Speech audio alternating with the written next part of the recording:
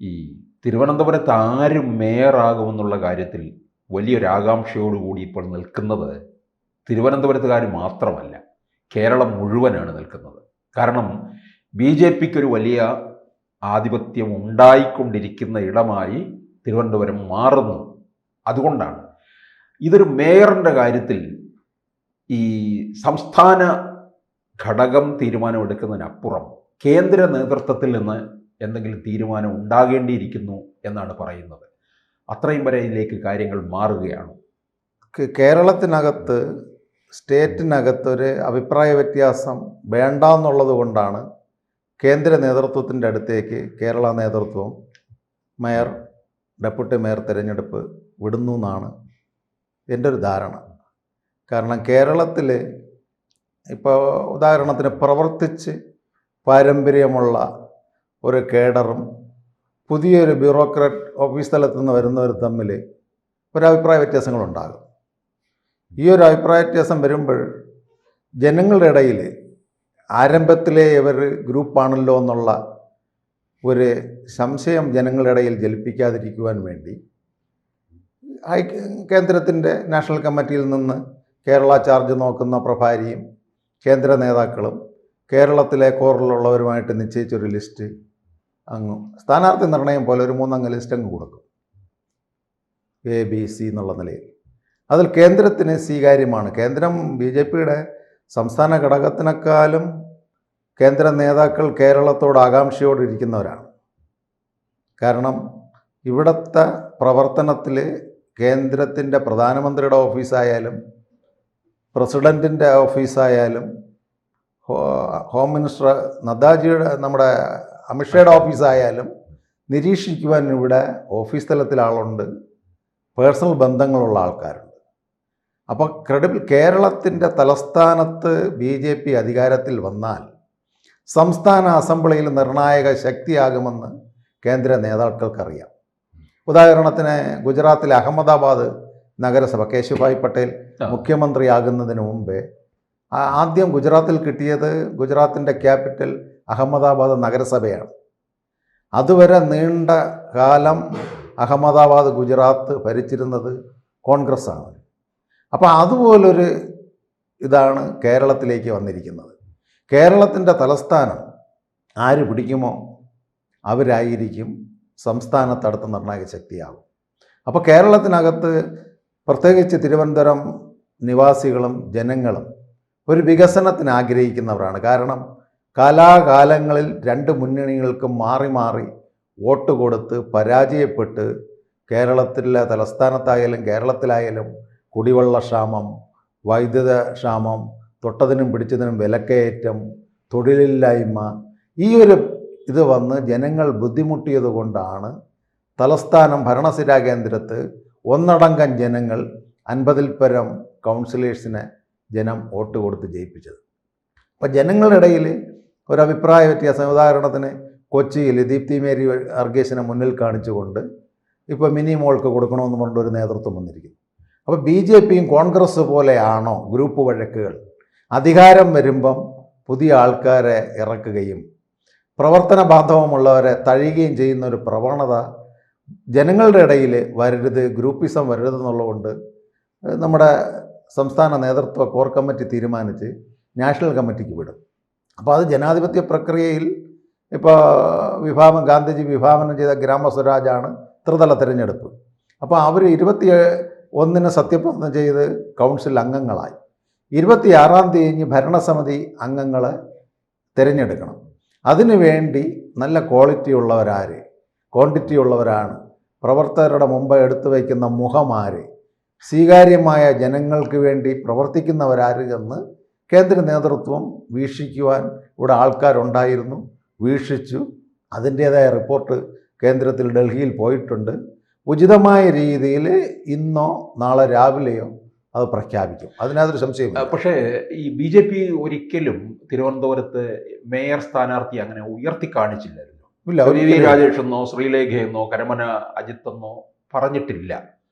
പക്ഷേ CPM-ഉം കോൺഗ്രസും അവർ മേയർ സ്ഥാനാർത്ഥികളെ ഉയർത്തിക്കാട്ടി എന്നുള്ളതാണ്.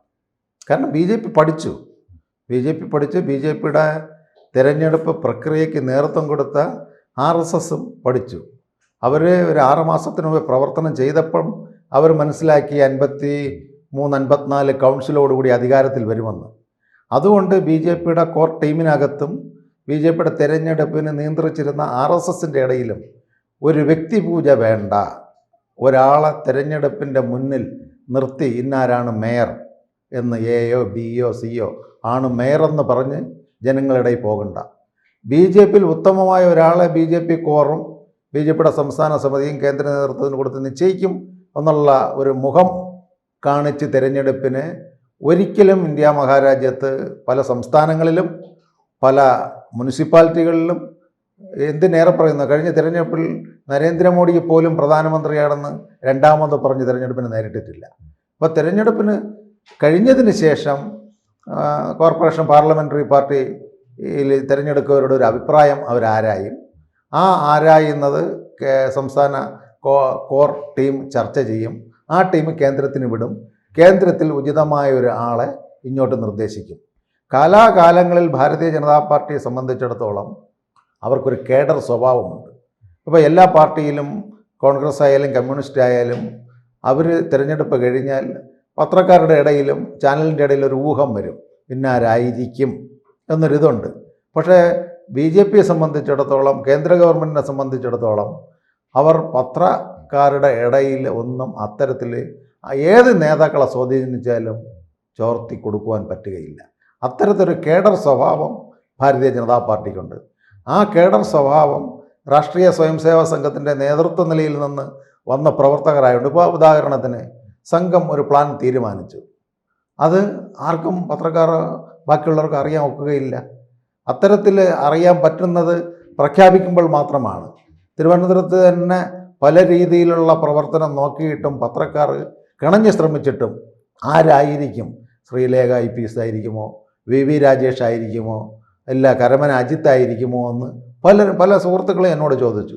ഞാൻ പറഞ്ഞതൊരു ജനാധിപത്യ പ്രക്രിയയിൽ കേഡർ സ്വഭാവമുള്ള പാർട്ടിയാണ്. അത് നിശ്ചയിക്കേണ്ട ആൾക്കാർ സ്റ്റേറ്റിനകത്തുണ്ട്. അവരുടെ കയ്യിൽ നിന്നില്ല എങ്കിൽ സെൻട്രൽ കമ്മിറ്റിയിൽ പോകും. ഇതിന് എല്ലാം ഉപരി തിരുവനന്തപുരത്തും കേരളത്തിനും നരേന്ദ്രമോദിക്ക് 2026 ഒരു വിഷനുണ്ട്. അദ്ദേഹത്തിൻ്റെ കൺസൾട്ടോട് കൂടിയ ഒരു മേയറായിരിക്കും, അദ്ദേഹത്തിന് സ്വീകാര്യനായ ഒരു മേയറായിരിക്കും തിരുവനന്തപുരത്തിൻ്റെ ഭരണസാരഥ്യം. ഇതിനിടയ്ക്ക് രാജീവ് ചന്ദ്രശേഖർ ഒരു മുന്നറിയിപ്പും കൊടുത്തു, ഇതൊരു പ്രഖ്യാപനം ഉണ്ടായിക്കഴിഞ്ഞാൽ അത് ഏവരും അംഗീകരിക്കണം എന്ന്. അത് കേന്ദ്ര നേതൃത്വത്തിൽ നിന്ന് തന്നെയായിരിക്കും വരുന്നത് എന്ന് പറഞ്ഞാൽ രാജീവ് ചന്ദ്രശേഖർ അത്തരത്തിലുള്ള ഒരു നീക്കമാണ് നടത്തിയിരിക്കുന്നത്. സാധാരണഗതിയിൽ ചിലപ്പോൾ ചിലർക്ക് എതിർപ്പൊക്കെ വരാൻ സാധ്യതയുണ്ട്. അതിനെ മറികടക്കാൻ വേണ്ടിയാണ് ഇപ്പോൾ ഇങ്ങനെ ഒരു മുന്നറിയിപ്പും കൂടി കൊടുത്തിരിക്കുന്നത് എന്ന് തോന്നുന്നു. തീർച്ചയായിട്ടും കേരളത്തിലെ നമ്മുടെ രാജീവ് ചന്ദ്രശേഖർജി പറയുന്ന കാര്യം കേന്ദ്ര അമിത്ഷായ്ക്കായാലും മോഡിജിക്കായാലും പ്രഭാരിക്കായാലും സ്വീകാര്യമാണ്.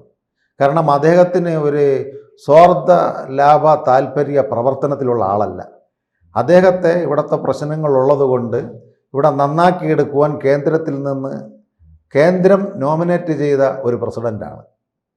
ഇവിടെ പല അഭിപ്രായ വ്യത്യാസങ്ങൾ ഉണ്ടായിരുന്നപ്പോൾ പോലും അദ്ദേഹത്തിനെ BJPയുടെ ഇടയിൽ തന്നെ, അല്ലെങ്കിൽ BJPക്ക് അനുഭാവമുള്ളവർ ആക്ഷേപിച്ചു, ഇദ്ദേഹം ഒരു കോർപ്പറേറ്റാണ്, ഇദ്ദേഹം ഒരു ബൂർഷ്വാ മുതലാളിയാണ്, ഇദ്ദേഹത്തിന് സാധാരണക്കാരുടെ പ്രശ്നങ്ങൾ ഇടപെട്ട് പോകുവാൻ കഴിയുമോ, ഇദ്ദേഹത്തിന് ലാംഗ്വേജ് ഫ്ലുവൻ്റ് കുറവാണ്, മലയാളം സുതാര്യമല്ല, പ്രസ്സുകാരുടെ ഇടയിലോ ബാക്കിയുള്ളവരുടെ ഇടയിലോ എങ്ങനെ ഇദ്ദേഹം കൈകാര്യം ചെയ്യും.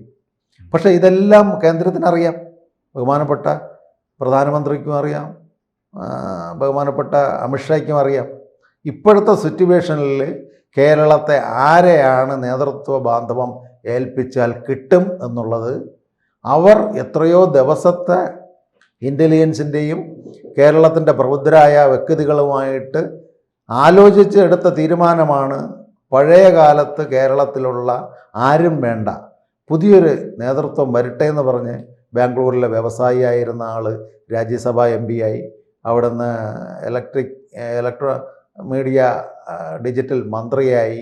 അത് കഴിഞ്ഞ് ഇവിടെ അവർ പറഞ്ഞു ഇനി കേന്ദ്രത്തിൽ വേണമെങ്കിൽ ഇവരെ രാജ്യസഭയിൽ നോമിനേറ്റ് ചെയ്ത് ഇദ്ദേഹത്തിനെ മന്ത്രിയാക്കാമായിരുന്നു. പക്ഷെ കേരളത്തിൽ പ്രധാനമന്ത്രിക്കും അമിത്ഷായ്ക്കും ഒരു ലക്ഷ്യമുണ്ടതുകൊണ്ട് ഒരു കേഡർ സ്വഭാവമുള്ള, എന്തിനും ആരെയും ഗ്രൂപ്പിൻ്റെ ഇതിൽ വളരുവാൻ അനുവദിക്കാത്തൊരു ലീഡർഷിപ്പ് വേണമെന്ന് ഉള്ളതുകൊണ്ടാണ് രാജീവ് ചന്ദ്രശേഖർജിയെ കേരളത്തിൻ്റെ പ്രസിഡൻ്റാക്കിയത്. പക്ഷേ പ്രസിഡൻ്റ് ആയതിന് ശേഷം അദ്ദേഹത്തിൻ്റെ കിരീടത്തിലെ പൊൻതൂവലായിട്ടാണ് തിരുവനന്തപുരം നഗരസഭ. 6 മാസത്തിനകം തിരഞ്ഞെടുപ്പ് വന്നു. തിരുവനന്തപുരത്തെ നഗരസഭയ്ക്ക് 50 കൗൺസിലർ ജയിപ്പിക്കുവാൻ ഏത് പഴയ ശക്തിയുണ്ടോ, എല്ലാവരും പ്രവർത്തിച്ചോ, എല്ലാം ശരി. പക്ഷേ പ്രസിഡൻ്റ് എന്നുള്ള നിലയിൽ ഇദ്ദേഹം വന്നതിന് ശേഷമാണ് ഒരു ജനാധിപത്യ പ്രക്രിയയിൽ കേരളം എന്ന് പറഞ്ഞാൽ ഇതൊരു മിനി അസംബ്ലിയാണ്. തലസ്ഥാനത്തിൻ്റെ മേയർ സ്ഥാനം കിട്ടുവാൻ അദ്ദേഹം പ്രവർത്തിച്ചു. എല്ലാവരും ഗ്രൂപ്പ് മറന്ന് അദ്ദേഹത്തിൻ്റെ കൂടെ പ്രവർത്തിച്ചു. പക്ഷേ അദ്ദേഹത്തിന് അത്തരത്തിലുള്ള ലാംഗ്വേജ് ഫ്ലുവൻ്റോ കാര്യങ്ങളോ ഉണ്ടെങ്കിൽ തന്നെയും എല്ലാ കാര്യങ്ങളിലും അദ്ദേഹം പ്രതികരിക്കുന്നുണ്ട്. അത്തരത്തിൽ തഴക്കവും പഴക്കവുമുള്ള ആൾക്കാരെ അദ്ദേഹത്തിൻ്റെ കൂടെ പ്രവർത്തിക്കുവാൻ കേന്ദ്ര നേതൃത്വം ഏൽപ്പിച്ചിട്ടുമുണ്ട്. അതുകൊണ്ട് അദ്ദേഹത്തിന് ഒരു വിഷനുണ്ട്. ആ വിഷം കേന്ദ്ര ഗവൺമെൻറ്റിൻ്റെ വിഷമാണ്. ആ ഒരു എയിം എന്താണോ BJPയുടെ കേരളത്തിൽ നടപ്പിലാക്കാൻ പോകുന്ന വികസന പദ്ധതികൾക്ക് ഒരു കേഡർ നേതൃത്വം വേണമെന്നുള്ളത് കൊണ്ടാണ് ഇദ്ദേഹത്തിനെ പ്രസിഡൻ്റാക്കിയതും. അദ്ദേഹം ആയതിനു ശേഷം തിരുവനന്തപുരം നഗരസഭയും തിരുവനന്തപുരം ജില്ലയുടെ വിവിധ പഞ്ചായത്തുകളും അതുപോലെ ചില മുനിസിപ്പാലിറ്റികളും എല്ലാം കിട്ടിയതും ഇനി നല്ലൊരു ഭരണവും അദ്ദേഹം തന്നെ പറഞ്ഞല്ലോ, കേന്ദ്ര നേതൃത്വത്തിൻ്റെ അറിവില്ലാതെ 45 ദിവസത്തിനകത്ത് പ്രധാനമന്ത്രി ഇവിടെ വരും പദ്ധതി പ്രഖ്യാപിക്കുമെന്ന് ഏതെങ്കിലും ഒരു പൊളിറ്റിക്കൽ ലീഡർക്ക് പറയാൻ നോക്കുമോ? അവർ പറയുന്നത് എന്താ? നിങ്ങൾ ആരോട് ചോദിച്ചിട്ട് പ്രഖ്യാപിച്ചു? അദ്ദേഹം പറഞ്ഞു ഞാനായിരിക്കും നേമത്തെ അസംബ്ലി കാൻഡിഡേറ്റ്. ഇതെല്ലാം കേന്ദ്രം പറഞ്ഞിട്ട് അദ്ദേഹം പ്രഖ്യാപിക്കുന്നതാണ്. അദ്ദേഹത്തിൻ്റെ ഒരു സ്വകാര്യ അഹങ്കാരത്തിൽ ഞാനാണ് എല്ലാമെന്ന് പറഞ്ഞ് അദ്ദേഹം നിശ്ചയിക്കുന്നതല്ലെന്നാണ് എനിക്ക് തോന്നുന്നത്. അപ്പോൾ ആ രീതിയിലുള്ള ഒരു പ്രവർത്തനവും കഴിവും ഇദ്ദേഹത്തിന് ഉണ്ട് എന്നുള്ളത് കൊണ്ടാണ് സ്റ്റേറ്റ് പ്രസിഡൻ്റ് ആക്കിയതും. ആ രീതിയിൽ ഇപ്പോൾ ഉദാഹരണത്തിന് എല്ലാ പ്രവർത്തക മേഖലയിലുള്ളവർക്ക് തിരഞ്ഞെടുപ്പ് ഫണ്ടുകൾ വരും. കറക്റ്റ് ആ ഫണ്ട് ഗ്രാസ് റൂട്ട് ലെവലിൽ എത്തണമെന്നില്ല. ഇദ്ദേഹം അത്തരം പൈസയുടെ ആഗ്രഹം ഉള്ള ആളല്ല. ഇദ്ദേഹത്തിന് കോടിക്കണക്കിന് രൂപയുടെ ആസ്തിയുണ്ട്, അതിൻ്റേതായ ബിസിനസ് സാമ്രാജ്യമുണ്ട്. അപ്പോൾ ഇതൊക്കെ കൊണ്ടാണ് ചില ആൾക്കാർക്ക് അതൃപ്തി ഉണ്ട് എങ്കിൽ തന്നെയും കേന്ദ്രം രാജീവ് ചന്ദ്രശേഖർജിയുടെ കൂടെ ഉറച്ചു നിൽക്കുകയാണ്. കൂടുതൽ വാർത്തകളും വിശേഷങ്ങളും നിങ്ങളിലേക്ക് എത്താൻ ABC മലയാളം സബ്സ്ക്രൈബ് ചെയ്യുക, ബെൽ ബട്ടണും അമർത്തുക.